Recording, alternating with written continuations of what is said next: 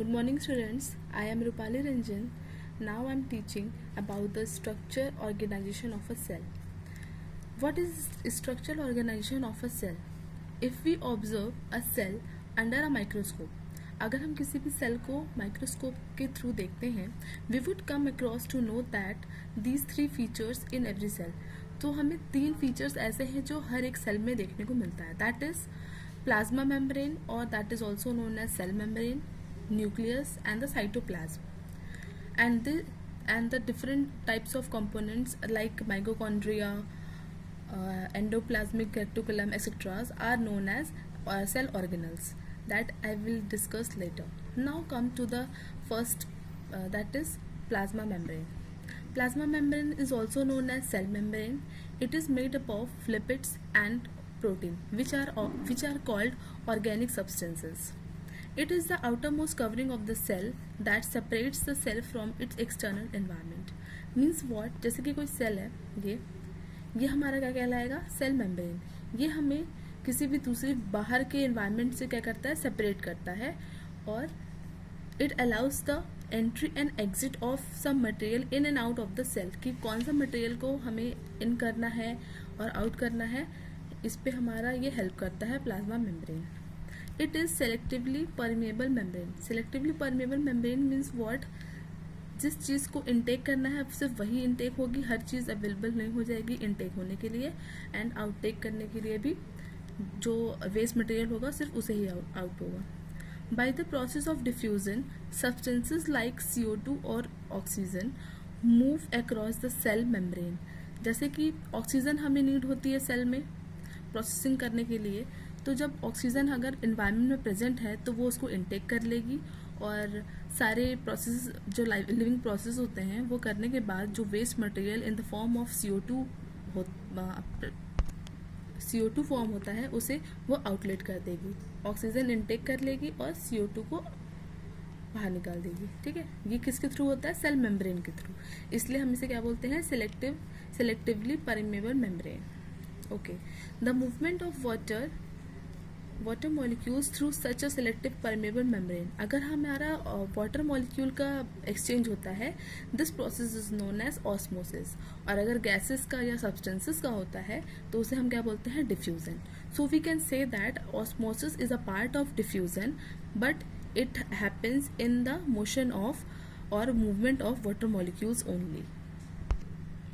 There are 3 conditions of osmosis. Osmosis मैंने आपको बताया ना, एक पार्ट होता है डिफ्यूजन का, लेकिन हमारे पास ऑस्मोसिस के लिए 3 कंडीशंस होते हैं. Like first one is hypotonic solution. Hypotonic solution क्या होता है? जैसे कि हमने एक ग्लास लिया और कुछ वेसल लिया जिसमें हमने एक सेल रखी. इस सेल में जो बाहर वाला वेसल है इसमें हमने वाटर भर दिया. अब ये जो वाटर का जो कंसंट्रेशन है, मतलब यहाँ पे जो वाटर प्रेजेंट है वो ज़्यादा है एज कम्पेयर टू सेल के अंदर. सेल के अंदर कितना वाटर मॉलिक्यूल है, सेल के बाहर कितना वाटर मॉलिक्यूल है, इस पर डिपेंड करेगा. तो अगर वाटर का कंसंट्रेशन हायर है वेसल में और सेल का कम है तो क्या होगा? जो वाटर मॉलिक्यूल है वो अपना मूवमेंट स्टार्ट कर देगा. क्यों? क्योंकि यहाँ पे हायर कंसंट्रेशन है. हायर कंसंट्रेशन से वाटर मॉलिक्यूल लोअर कंसंट्रेशन में मूव करेगा, और ये जो सेल है वो हमारी क्या हो जाएगी? वाटर को गेन कर लेगी और वो स्वेल हो जाएगी. तो ये पहले से इसका साइज क्या हो जाएगा? बड़ा हो जाएगा. ठीक है, now we comes to second one, that is the hypertonic. What is hypertonic? It's the reverse of hypotonic. Like इसमें जो हमारा वाटर मॉलिक्यूल है, जो वाटर का कंसंट्रेशन है वो लोअर होगा. मीन्स हमारे सेल के अंदर जो वाटर सोल्यूशन का वाटर कंसंट्रेशन है वो ज़्यादा है, तो वाटर मॉलिक्यूल क्या करेगा? बाहर की साइड मूव करने लगेगा, और इसकी वजह से हमारा जो सेल है वो क्या हो जाएगी? श्रिंक हो जाएगी, वो छोटी हो जाएगी. ठीक है, this is known as hypertonic solution. Now we come to the third one, that is isotonic solution. Isotonic solution में मतलब इस सेल के अंदर का और बाहर का वाटर कंसंट्रेशन सेम है, तो इसमें हमारा कोई इफेक्ट नहीं हो, कोई भी श्रिंकनेस या फिर कोई भी स्वेलनेस दोनों ही नहीं होगी, no effect. This is known as isotonic solution. Iso means same type of solution, that is same. We have discussed about this plasma membrane or cell membrane. Now we will come to the second, that is the cell wall. What is cell wall? In plant cell, in addition to the plasma membrane, there is another rigid covering called cell wall. Cell wall हमारी केवल plasma plant cell में present होती है, plasma membrane के just बाहर side पे. It is mainly composed of cellulose. ये किससे बनी होती है? सेलुलोज से बनी होती है. Only in plant cell. When a living plant cell loses water through osmosis, there is shrinkage of content of cell away from the cell wall. This process is known as plasmolysis. मतलब जैसे कि हमने आपको बताया था osmosis के through cell है, इसमें से अगर वाटर बाहर गया तो ये सेल क्या हो जाएगी? वीक पड़ जाएगी, श्रिंक हो जाएगी. तो इसमें हमारी बाहर के साइड पे क्या प्रेजेंट होता है? सेल वॉल प्रेजेंट होती है जो इसको सपोर्ट प्रोवाइड करती है. और इस प्रोसेस को हम लोग प्लांट में क्या बोलते हैं? Plasmolysis. Cell wall helps the cell in withstanding much greater changes in the surrounding medium. जैसे कि सराउंडिंग मीडियम में कोई चेंजेस आ रहा है, लाइक प्लांट्स होते हैं, हवा वगैरह चल रही है या एटमॉस्फेरिक कंडीशन अच्छी नहीं है, इस वजह से उसको कौन सपोर्ट करता है? सेल वॉल सपोर्ट करता है, जिसके थ्रू हमारा प्लांट विथस्टैंड करके रह सकता है, अपने आप को सर्वाइव कर सकता है. Now the third one comes to nucleus. What is nucleus? It plays a central role in cellular reproduction.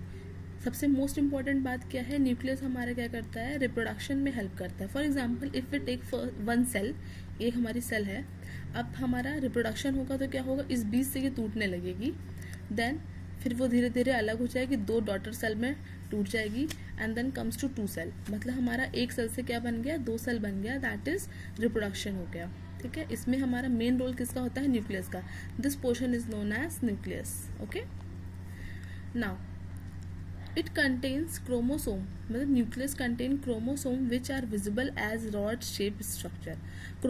Nucleus में हमारा क्रोमोसोम प्रेजेंट होता है जो कि रॉड शेप होता है, जो कि हमें केवल रिप्रोडक्शन के समय पे ही दिखता है. Chromosome contain information for inheritance of features from parent cell to next generation in the form of DNA.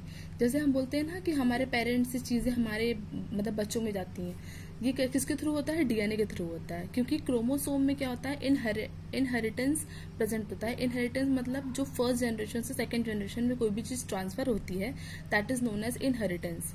तो हमारे ये किसके थ्रू होता है? डीएनए के थ्रू. ठीक है, डिफरेंट पेरेंट सेल में डिफरेंट डीएनए होते हैं जो कि उनके डॉटर सेल में ट्रांसफर होती है. Chromosome consist of DNA and protein. Chromosome में क्या प्रेजेंट होता है? डीएनए और प्रोटीन प्रेजेंट होता है. Now DNA is what? Deoxyribonucleic acid. ये एक कॉम्प्लेक्स स्ट्रक्चर होता है डीऑक्सीराइबोन्यूक्लिक एसिड का. Contains the information necessary for construction and organizing cell. DNA से हमारा क्या होता है? सेल का रिकॉग्निशन होता है और कंस्ट्रक्ट होता है. Functional segment of DNA are called genes. अब डीएनए में हमारा क्या प्रेजेंट होता है? जीन्स प्रेजेंट होता है डिफरेंट चीज़ों के लिए, फॉर लाइक हेयर कलर के लिए, आईज कलर के लिए, बॉडी स्ट्रक्चर के लिए, देन बॉडी कलर के लिए, डिफरेंट चीज़ों के लिए हमारे जीन्स रिस्पॉन्सिबल होता है कि हमारे पेरेंट सेल कैसी थी और हमारी जो आगे आने वाली जनरेशन है, मतलब डॉटर सेल है, उसमें वो चीज़ किस तरीके से ट्रांसफर होगी. कर्ली हेयर होंगे, फेयर कलर होगा, ये सब चीज़ें किस पे डिपेंड करती हैं? जीन्स पे.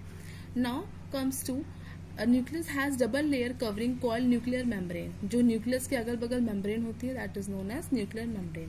Now we come to the structure of cell.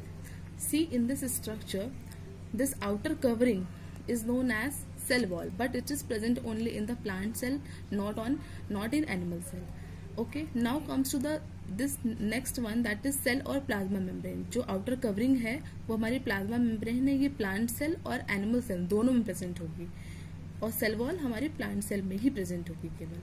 Now we come to the central part, that is known as nucleus. Okay, the liquid present inside the nucleus is known as nucleoplasm, and the membrane which differentiate it from the cytoplasm. Cytoplasm is what? The liquid filled in the cell is known as cytoplasm, which separates the membrane which separates the cytoplasm and nucleus is known as nuclear membrane. This is the basic structure of a cell, and I will teach you the more detailing of the cell in the next lecture. Okay, thank you.